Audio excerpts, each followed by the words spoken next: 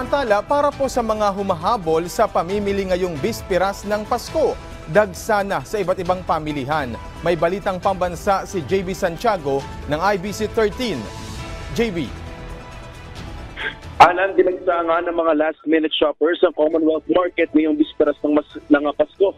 Pinakamabenta ngayon ang baka na naglalaro sa presyong 460 to 480 pesos kada kilo.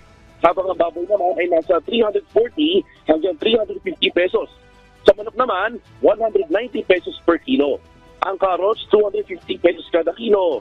Ang patatas, sa 150 pesos kada kilo. Habang ang sili naman, 800 pesos per kilo. Sa presyo naman ng isda at seafood, ang bangus dagupan ay naglalaro sa 240 pesos kada kilo. Ang hipon ay 480 hanggang 620 pesos kada kilo at ang tilapia naabot hanggang 140 pesos kada kilo. Dahil sa tagsaalan ng mga mamimili, umabot na sa 2 to 3 lanes ang sinakop ng mga stall sa may kahabaan ng Litex Commonwealth. Habang ang ilan ay magdamag na magbubukas para sa mantanghingin ng kita, may iba namang maagang magsasara para makapagdiwang ng Pasko kasama ang kanilang pamilya. Sabi naman ng mga mamimili, kahit mahal, kailangan pa rin bumili para may pagdiwang ang Pasko. At yan muna latest mula rito sa Commonwealth. Balik sa inyo, Alan. Maraming salamat, JB Santiago ng IBC 13.